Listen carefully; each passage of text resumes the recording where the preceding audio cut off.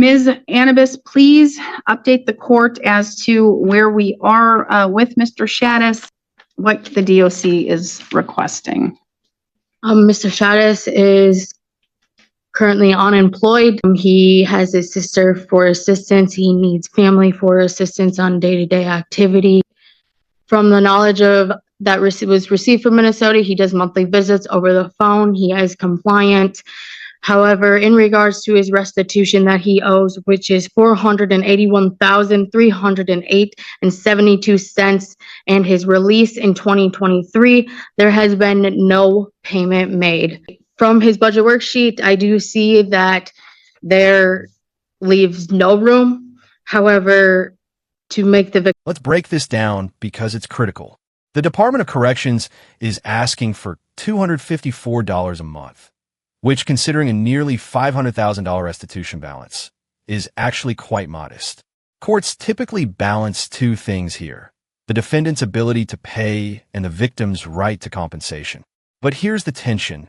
If the defendant truly has no disposable income, even $254 could be unrealistic. On the flip side, zero payments since release? That raises eyebrows. So what do you think? Should the court prioritize financial reality or enforce payments no matter how small to show accountability? Victims feel whole. The department is requesting $254 a month. And I don't have, this is such an old case. Did insurance not cover anything? I do have a victim for like a copy like this. It says $429,273.50 is payable to you. Did insurance not cover the house? Insurance covered, I don't remember what, but yes, we did receive insurance money. Because back in 2014, I mean, unless you were in a mansion, to me, it seems like the insurance company paid out and that you should not have been ordered. It should not have been $429,000. Now, this is where things get complicated and honestly a little unusual. The judge is questioning whether insurance already covered a massive portion of the loss, which could dramatically affect restitution fairness. If insurance paid out hundreds of thousands, why is the restitution still so high? But then we hear about 8,000 comic books, suggesting a potentially massive collectible loss. That adds a whole new dimension. Valuation disputes like this can get messy fast. So here's something to think about. Should sentimental or collectible value count the same as market value in court-ordered restitution? Insurance was gone thoroughly over. Ooh, 8,000 comic books. They have 8,000 comic books. Gotta be a lot. The court had ordered restitution of $481,000, and it continues to have a financial impact on us. The house is not paid for, and I'm not able to retire yet. Enforce the restitution order, and we're just simply asking to receive what has already been determined. This is the emotional core of the case. The victim makes it clear this isn't just about numbers on paper. This debt has real-life consequences, delaying retirement and affecting long-term financial stability. And legally, once restitution is ordered, it becomes a binding obligation. But here's the clash. What happens when the person who owes the money simply doesn't have it? Justice for victims versus realistic enforcement. It's one of the toughest balancing acts in the legal system. If you were in the judge's seat, how would you handle it? Is owed to us. And I thank you for your time and your attention, Lord. I was going to say, sorry, I'm nervous. That's okay. All right. Thank you. All right. Can you raise your right hand? Do you swear to tell the truth, the whole truth, and nothing but the truth, so help you God? Absolutely. And you are Naomi Status. You are Mr. Status's sister? Yes. And you are his payee? Yep. And so you are responsible for accounting all of the income he receives and expending all of the expenditures and amounts that he owes, correct? Correct. And so how long have you been doing this? He was approved in April of 2025. We did not receive any payments until I believe it was the end of July 2025. Did he get back pay? Received $12,063.27. So that includes back pay and payments that he received. That's total Social Security. Total Social Security for the year of 2025, realizing that he did not receive any funds at all prior to that. And how much is he receiving a month in payments right now? Well, as of April 10th, it says you will receive $464.10 for April. After that, you will receive $667 on or about the 3rd of each month. I have a copy of that document here if you would like one. I take the free word. Right now, he's not receiving any additional services. Is he getting any type of food share, rental assistance, those kinds of things? None, and he hasn't gotten any of those things.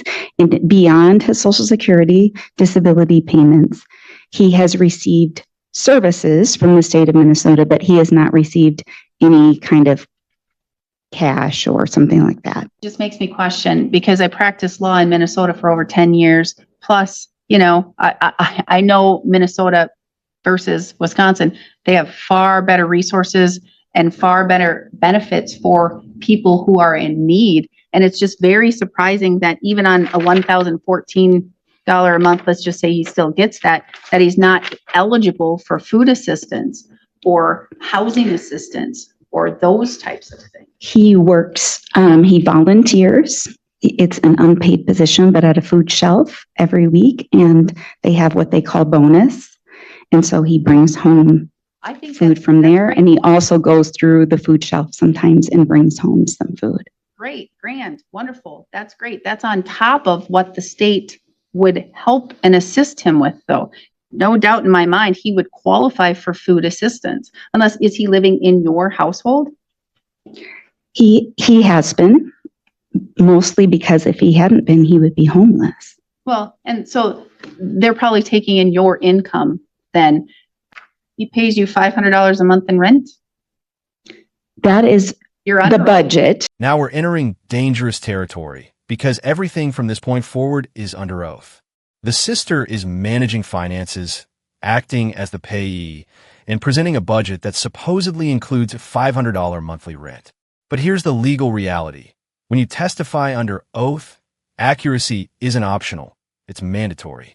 Even small inconsistencies can be interpreted as deception. And courts take financial disclosures very seriously, especially in restitution cases. So the tension builds. Is this just confusion, or is the court about to uncover something much bigger? Yeah, you're under. That is the budget. Yes or no? Yes or no? He pays you $500 a month in rent every month. Yes or no? Yes or no? Yes or no? There's no thought about it. You have it written down on this paper. You're under oath. Does he pay you $500 a month or not? She doesn't want to answer because otherwise she's going to perjure herself. It's a lie. It's a lie. You are lying to the court. I You are am not, lying madam. to the court. What? Yes He- or no? Yes No, or no? he has never That's been all- able to pay All me I that need, stop. You because talk when I tell you to talk. Otherwise, you shut your mouth. You are lying to the court right now. It's easy to see. You are lying to the court.